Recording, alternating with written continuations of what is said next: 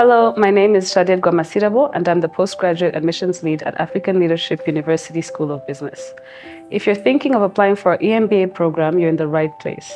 Today, I'm here to walk you through a seamless application process so that you can confidently submit your application before the deadline on November 1st. Let me begin by saying that the minimum criteria for admission to the EMBA program is 3 years minimum of postgraduate professional experience, a bachelor's degree with honors or equivalent to level 5 of the Rwandan Qualifications Framework or qualification deemed equivalent. The key components of the application that prospects need to focus on is most importantly submitting the following documents: A-level or equivalent, bachelor's degree and transcripts, other academic degrees, for example, master's degree or PhD. In addition, the following criteria will be applied: demonstrated career progression that highlights your leadership potential, a strong sense of commitment to your professional growth, alignment with our program's mission and values, which is why it is important to answer all essay questions in the application.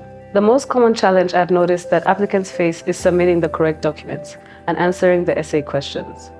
We cannot admit a student that has not submitted legible documents or answered thoroughly the essay questions. Another thing to take note of is the equivalent certificate. If your undergraduate studies were completed outside Rwanda, you're required to obtain this. This certificate is issued by the Higher Education Council to confirm equivalence of your non-Rwandan academic qualifications to the Rwandan education system standards. This certificate is mandatory for EMBA program admission. This process can take up to 3 months, so we advise starting as soon as you receive your admission letter.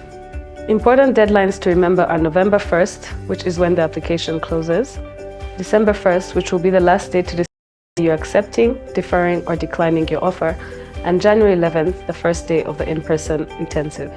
My advice would be to start early and stay organized. Carefully read through the application guide, gather all required documents ahead of time, and ensure you understand the questions before answering.